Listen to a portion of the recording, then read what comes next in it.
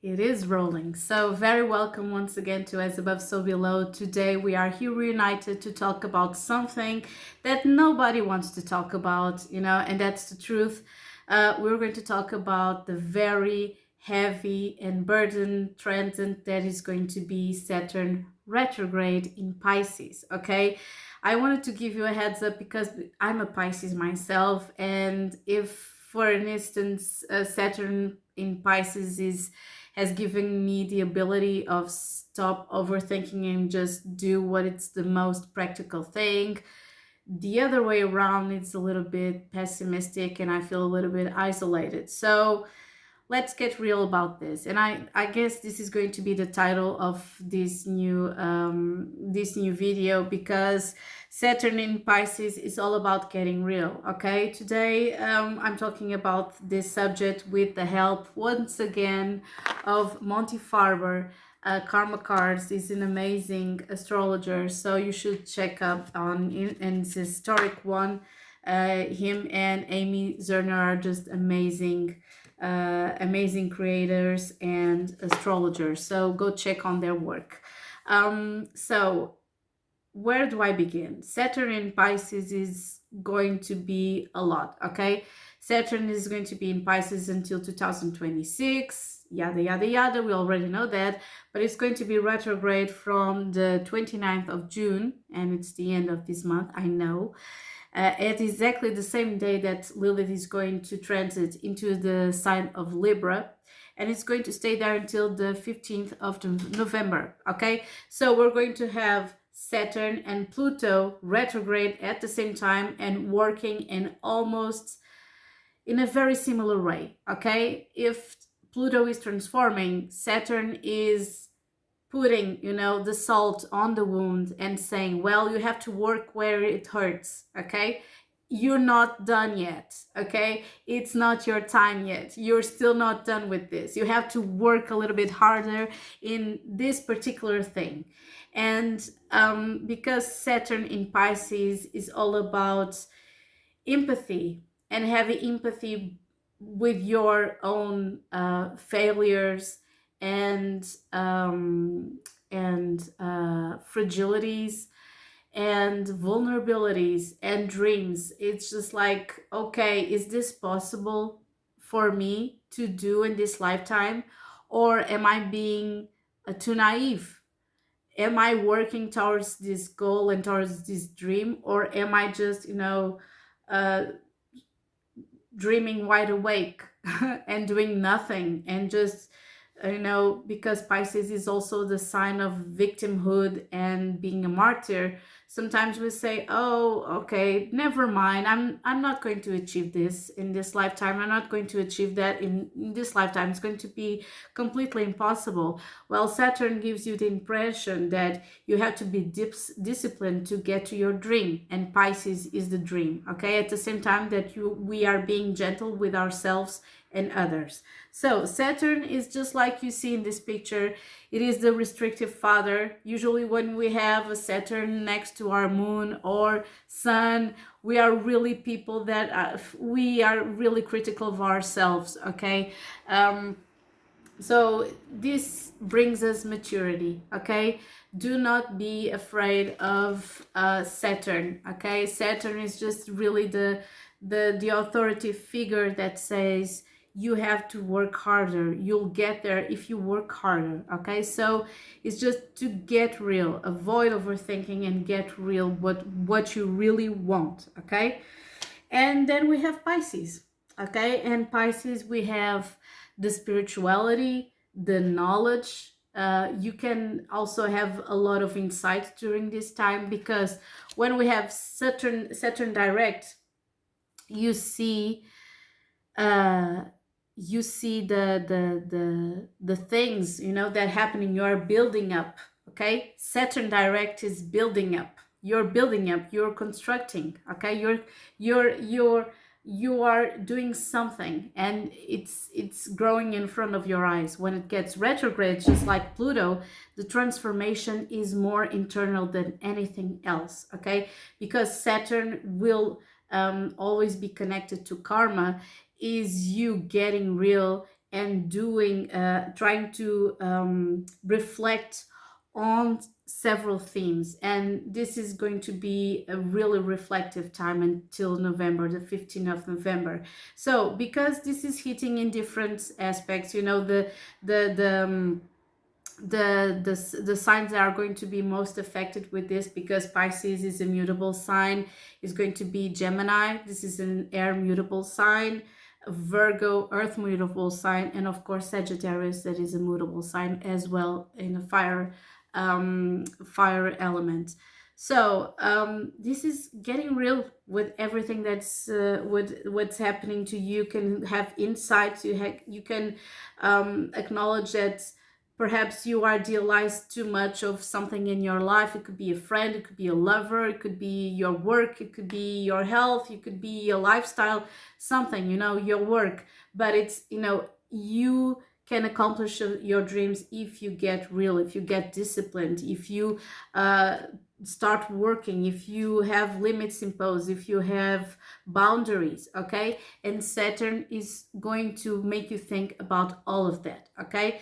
So the foundations, okay? This is the most important thing. Saturn, besides your dreams, is going to reflect on the things that you have done lately. You know, the last time that Saturn was in Pisces was 30 years ago. So folks that have been, you know, between 57 and 60 are in their second Saturn return. They are getting real what's their accomplishments in life, okay? If you are between 27 and 30, you're celebrating your first Saturn return. But you know, usually when between 27 and 30, you are building your life. Actually, you're going for your first, second, third job. You're assessing your life as well. But it's a little bit different when you're in a second Saturn return. I'm not there yet, but I figure that must be something completely different, because you already 60, you have managed to get through your first Chiron return as well, between 51 and 54 and years old, and you are trying to, you know, give you something, you know, to work on and be grateful for what you accomplished and managed to live through.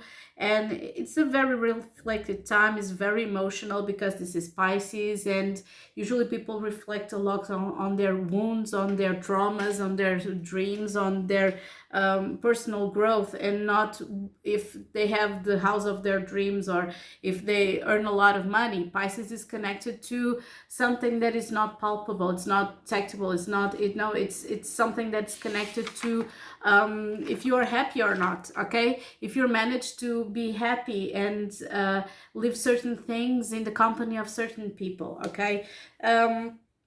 Just like I said, the mutable signs are mainly the ones that are between the 12th degree and the 19th degree. They are going to feel this more deeply, okay? I have three dates that I'm going to give you, and I'm going to write them down on the description. They're really important. The first one is right now. We are 2 days away from this first date. That is the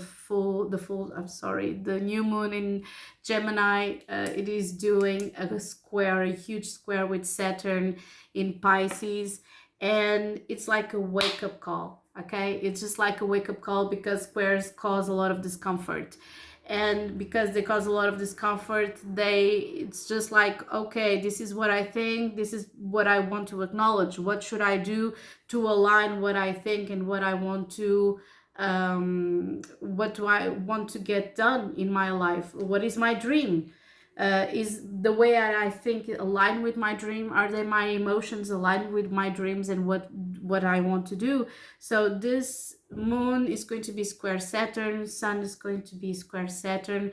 In a couple of days, Mars is going to be in square with Pluto, so it's a lot of anger and anguished people and things that are not that were not addressed during the last couple of years. And I feel this is the start, okay? The second date is more important for me, is the 19th of August, okay? Jupiter is going to make a huge square with Saturn, and this is the second part, okay? Because if the moon is our emotions, our memories, our mother, our the feminine, our vulnerabilities, Jupiter wants to grow. So this is going to be a fight to grow through what is established, that is Saturn, okay?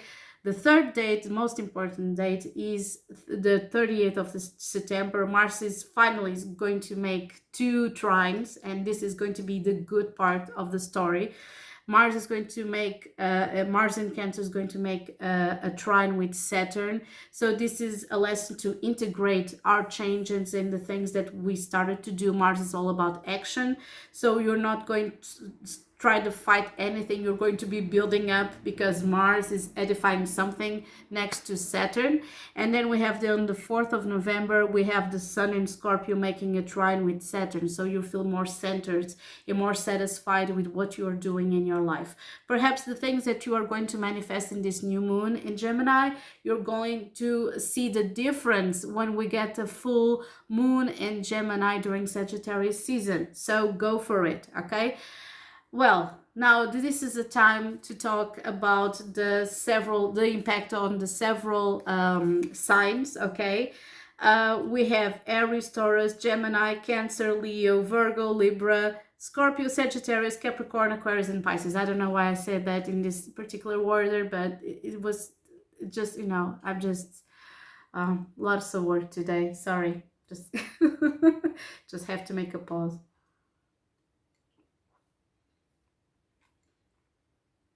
So let's go, okay? Just let's just, you know, focus on your charts and try to see what are your big three, or if you have a stellium, okay? If you have a stellium in any of these placements, what is a stellium? Is when you have three or more planets in the same sign or the same house, okay? If you are really identifying with your ascendant, check out your ascendant. Your Mars is usually also useful. Your sun sign, of course, your moon sign, okay? So with no further ado, let's just, you know, jump into this. And I'm going to start, I should start in the other way around, but okay, I'm going to start by Aries, okay? So Aries, what are you going to reflect upon? What are going to be the things you're going to be reflecting about? This is going to hit your 12th house. So you're going to be reflecting about your wounds, okay? If you have lots of internal wounds and things that you haven't addressed in a lot of time, traumas, if you feel it neglected in some way by friends, work, colleagues, workspace, your dreams have not been accomplished, your dreams have not been spoken, this is what you're going to be reflect upon, okay? This is an amazing time for you to get down, and, you know, it's not down and dirty, but down and realistically speaking, in a very what's the word I wanted to use, in a very realistically and honest way with yourself. You have to be honest with yourself, okay? And if you have any hidden tendencies or codependency or things that you want to ask for help but you weren't sure that you should do it, just do it, okay? You're going to need that help. Chiron is still in Aries, so you are actually healing a lot of things that happened the past years, okay? So the next one is not this one. The next one is Taurus, okay? The 11th house, what should you be addressing? What you should be thankful for? You know, Aries, I was talking about Aries, you should be thankful as well by the things that you accomplished and the things that you survived. If you're making one day at a time, good for you, okay? If it's one day at a time, good for you. Do not put pressure on yourself, okay? So what are going to be reflecting upon, and you should really get really honest with, is your platonic connections, your friendships, your networking space, the people that work with you, your association of friends, your circle of friends. Okay, you should be thankful for the people that you know and that are identifying with you, but at the same time, I know that you have certain things that you should work on, and um, get over with. Okay, and be more specific with what you want next to those people. Now, Gemini, 10th house, what you're going to be reflecting upon, going to be thankful by all the work and the things that you accomplished during this last 10 years, perhaps. But you want to get, deeper and higher in those realms. So you're going to start, thinking, how can you step up? How can you be able to accomplish your ambitions, okay? And you're going to step by step try to visualize and making a plan according to what you want to accomplish. Go for it. Now, Cancer, you are going to be thankful for all the changes in your life, all the changes in perspective, all the little revolutions that happened during these last years, and now you have new values. So perhaps you're continuing changing your values, and you are trying your spiritual values. Where are these values taking you? How much have you grown up? Okay, how much are you still wanting to develop in a way that you can accomplish more in your life? Okay, it's all about changing and seeing things in a big way, not isolating yourself inside your own partnerships and family, just like the ninth house is opening into the world. Okay, and listening to other people as well. Now we have Leo. You're going to be thankful for all the creative things and efforts that happen in your life and all the power that you felt during these last years. But the power and the control and sex and intimacy is one of the things that you're going to be reflecting upon. Perhaps, I don't know if you have been used them wisely or other people have been used them wisely. You're going to reflect upon the power that people have over you and the power that you can have over other people. This is a personal placement. The personal power is going to be a huge transformation, internal transformation for you. So beware, lay low and don't worry about a thing. Pluto as well is making opposition with you, so there haven't been many transformations as this since the last couple of years. You're feeling really deeply because Pluto is making opposition with your sun. So allow yourself to transform and just do not resist certain things. Okay. Now, Virgo, you have been blessed with many partnerships, but during the next couple of days, no, months, you're going to be reflecting on what it means to reciprocate in your partnerships and relationships, and having a balanced connection with someone. Okay, this can be really difficult, partly because Libra is going to be Lilith is going to be in Libra, South Node is in Libra, and the seventh house is Libra. So perhaps you're going to need to make some shadow work and trying to reflect, what am I reflecting on other people that's actual my behavior. Okay, so you're going to need a ton of diplomacy and fair play, to acknowledge certain things.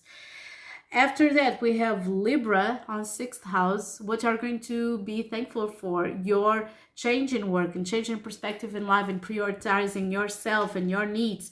So what is going to happen?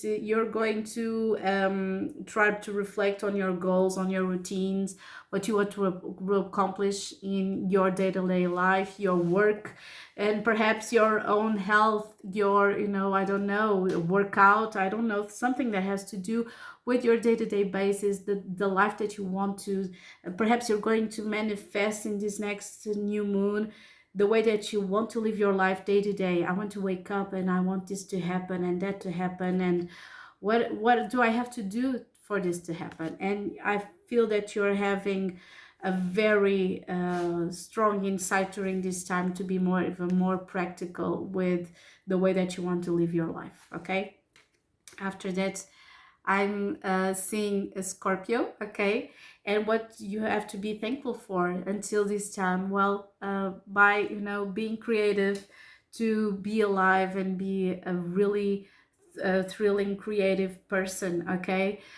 with the fifth house you're going to be reflecting on your relationships, romance, your connection with creativity, even perhaps being thankful for having children. Okay, because the fifth house is also children, to be playful, to romanticize your life, to be larger than life, if you will. Okay, so you're going to reflect upon that. How much creative are you? How much time do you have during your day to be playful and don't give a damn about what other people think? So just explore. Okay, Sagittarius, the next one. Okay, you're going to feel this very deeply because this is not a comfortable placement for Sagittarius. This is going to hit your fourth house, and this is all about security and healing family wounds. Okay, perhaps there's something connected to a house that you want to live, or changing a home, or perhaps healing some family wounds, or acknowledging the way that you want to live your life inside your family. What kind of support do you have? What do you have to create inside your own family dynamics so you can feel a little bit more safer and happier? Okay, after that we have Capricorn. What do you have to be grateful for? To acknowledge sometimes that you have limitations in your communication with other people. So this time around Saturn retrograde in Pisces, you're going to have the capacity to acknowledge the things that you have have the that you have the necessity to say and to communicate to other people. Okay, because the third house is communication. This is are your thoughts, all the things that you manifest. Okay, what is around you, perhaps even the relationship with your brother or sister. Okay, how can you know better the interactions that you have with other people? How can you convey your feelings in a more positive way? All of this is included. Okay, next one we have Aquarius. Okay, and Aquarius, Saturn retrograde, you're going to be thankful for the things that you have, the security in your home, your good friends, but you are really trying to make a plan for you to have more money. You're prioritizing your security, your material security. So this is the foundation. This is waiting patiently and trying to figure out how many resources can you count on, and what should you do to have more resources in your life. Okay, this is going to be the main aspect. And then finally, but not last but not at least, we have Pisces. Okay, and Pisces, what you're going to be thankful for. Okay, to be alive.